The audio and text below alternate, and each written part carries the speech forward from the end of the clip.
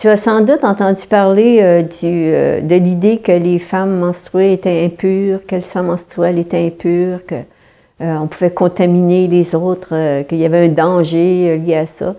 En réalité, l'idée d'impureté, là, on la retrouve dans dans les grandes religions comme l'hindouisme, la chrétienté, l'islam. C'est même à la base des religions. L'idée de pureté des prêtres ou des imams ou des rabbins, l'idée de pureté du prêtre, là, elle vient du fait que les femmes sont impures. Il n'y aurait pas eu d'idée de pureté s'il n'y avait pas l'idée d'impureté des femmes. C'est quelque chose qui est fondamental dans les religions. La saleté dont on parle, l'impureté dont on parle, c'est une saleté symbolique. C'est pas une saleté au plan hygiénique, là. C'est sur le plan symbolique que les femmes sont impures. Puis l'idée de pureté, c'est de pouvoir mettre dans des catégories. Mettons, prenez les sciences pures. Les sciences pures, c'est mettons, mathématiques, physique. On dit quelque chose, puis on est sûr que c'est ça. Tandis que les sciences sociales ou humaines, où il y a des théories, puis on ne sait pas trop, des théories qui se contredisent, c'est comme les sciences impures. La pureté, c'est d'être capable de mettre les choses dans des catégories fixes, puis que c'est clair. On va dire, par exemple, la maison est sale parce qu'on n'a pas placé les choses à leur place. Les choses ne sont pas bien placées, la maison est sale. Même s'il n'y a pas de poussière, là, on va dire, même si on a fait le ménage, là, côté poussière, est sale parce que les choses ne sont pas placées à leur place. Il y a toutes sortes d'exemples comme ça. C'est tout un sujet, ça, l'idée de la saleté menstruelle. Puis, mais ce qui est intéressant, c'est de voir le tabou menstruel, ce qu'il est. Dans les sociétés tribales, il n'y a pas de police, il n'y a pas d'armée. C'est des sociétés simples, là, souvent, de cueillette, de chasse, où ils font des jardins, avant les civilisations. Puis, il n'y a pas de structure de pouvoir comme la police et l'armée. Comment des gens peuvent exercer le pouvoir? C'est par des tabous, puis des taquineries aussi. On va taquiner les gens pour qu'ils changent de comportement. Mais le tabou, c'est un outil très puissant dans ces sociétés simples-là.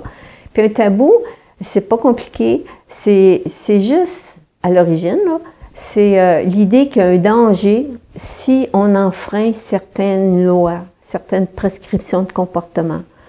Puis le tabou menstruel, qui est le tabou le plus répandu sur la planète et le plus ancien avec celui de l'inceste, ça consistait à dire, s'il arrive un malheur, mettons, si un homme va à la chasse puis qu'il est blessé, c'est parce que son épouse a touché à ses armes de chasse, ou ils se sont touchés quand elle était menstruée, on fait l'amour quand elle était menstruée, ou bien elle a touché à ses objets rituels. S'il arrive un malheur, c'est à cause on fait une association avec le fait que la femme n'a pas respecté les prescriptions de comportement. Puis les prescriptions de comportement, c'est pas compliqué, c'est que la femme ne doit pas toucher aux objets de chasse ou de pêche, à tout ce qui est tranchant, tout ce qui fait couler le sang. La femme ne doit pas toucher aux objets rituels des hommes, elle ne doit pas avoir d'activité sexuelle quand elle est menstruée, tout ça. Fait que c'est ça le tabou menstruel dans les sociétés tribales. Plus tard, ça a changé, c'est devenu des superstitions, comme, mettons, on prend au 17e siècle en Europe, des superstitions par rapport à la fabrication du vin, pas toucher au pain, le pain va tomber. Les femmes ne doivent pas faire le pain, ils ne doivent pas faire des sauces de mayonnaise parce que ça ne va pas prendre. C'est devenu des superstitions. Puis maintenant, à notre époque, c'est plus comme une étiquette, c'est comme... Faut pas en parler, ou faut en parler seulement à certaines personnes dans certaines occasions, sinon on est exclu socialement. C'est un sujet tabou dans ce sens-là. Fait que le tabou, il a changé au fil de l'histoire. J'ai fait une étude comparative, j'ai comparé le tabou menstruel avec ce que les femmes peuvent faire et ne pas faire quand elles sont menstruées dans les sociétés à tendance égalitaire et dans les sociétés patriarcales. Et c'est complètement différent. Le sens est différent, les pratiques sont différentes, comme par exemple la hutte menstruelle, on dit que les femmes se retiraient quand elles étaient menstruées. Bien, dans les sociétés à tendance égalitaire, les femmes se retiraient au même endroit, puis souvent elles étaient menstruées en même temps, puis C'est là que les femmes accouchaient. Puis c'était une belle place là, où ma femme avait du plaisir, puis elle rêvait, puis elle racontait leurs rêves, puis elle faisait de l'artisanat, puis elle pouvait jouer de la flûte, peu importe. Tandis que dans les sociétés patriarcales, tribales, la femme était isolée, toute seule, dans sa petite hutte, puis c'était souffrant, souvent elle n'avait même pas de place pour s'étendre, il fallait qu'elle reste assise. C'est pas du tout la même idée, c'est pas le même contexte, c'est pas les mêmes circonstances de réclusion menstruelle. Et puis les significations aussi sont différentes. Dans un cas, c'est positif, la femme est menstruée, puis c'est valorisé, puis c'est un moment de pouvoir, puis tout ça. Un moment d'expérience mystique, de rêve, de raconter ses rêves, d'interpréter ses rêves avec les autres femmes, les nanas. Puis dans un autre cas, c'est super négatif. La femme, elle peut pas faire ça, elle peut pas faire ça, elle peut pas faire ça, elle peut pas faire ça. Puis elle est la personne coupable s'il arrive un malheur dans la société. On va dire que c'est parce qu'elle n'a pas respecté les règles, les interdictions mises sur les femmes menstruées. Quand on pense que les femmes ne pouvaient pas chasser, pêcher, parce qu'elles ne pouvaient pas se servir des outils de chasse et de pêche, automatiquement, on pense qu'elles ne pouvaient pas attraper des animaux puis avoir des protéines qui soutenaient là, pour se nourrir, elles et leurs enfants. Tout ce qu'elles pouvaient faire, c'est cueillir ou faire des jardins, tout ça.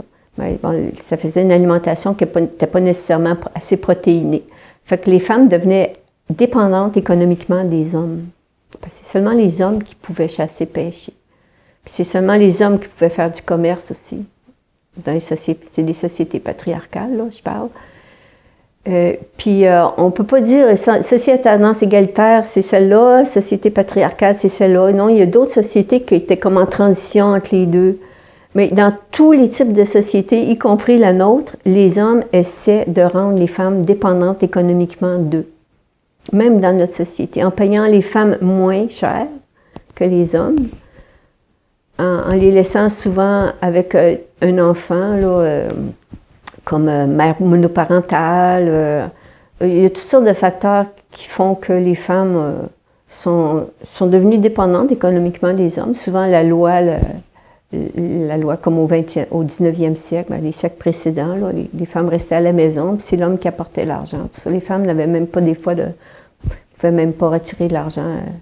Il y a dans toutes les sociétés, les hommes essaient de rendre les femmes dépendantes économiquement d'eux, sauf que quand il y a une abondance de végétaux qui sont comme l'accès à des noix, des fois il y a des noix qui poussent dans les arbres. Même des fois les femmes ne peuvent pas monter dans les arbres pour aller chercher les noix, mais en tout cas des fois ça tombe par terre, les femmes cueillent. Mais dans les sociétés assez riches, je parle de sociétés tribales, assez riches, où il y a un accès aux végétaux et aux noix, par exemple, où les femmes peuvent pêcher avec des filets ou avec des moyens, divers moyens. Dans ces sociétés-là, les femmes sont autonomes sur le plan économique. Alors, dans ces sociétés-là, le tabou est très différent de celui des sociétés où les femmes sont dépendantes économiquement des hommes. Puis, il perdure ce tabou-là. Quand on dit, par exemple, que les femmes gagnent moins que les hommes, pourquoi les femmes gagneraient moins que les hommes? C'est quoi l'idée? Ben, il y a l'idée qu'elles sont moins performantes au travail, mais c'est faux. C'est faux, ça a été démontré dans la science que c'est pas vrai que les femmes sont moins performantes au travail. Alors, qu'est-ce qui entretient ça? Il y a l'embarras aussi. Les femmes, dans notre société, sont embarrassées quand on parle des menstruations, qu'on voit leurs produits menstruels avec du sang, puis tout ça. Mais l'embarras, c'est un outil politique. Hein? Quand une personne est embarrassée, elle perd son pouvoir. C'est seulement quelques exemples que je vais vous donner pour vous montrer que le tabou, c'est basé sur des raisons politiques. C'est ça, c'est politique. C'est un outil politique qui, à mon avis, a servi à installer le patriarcat et à le consolider, à le faire perdurer. Alors qu'à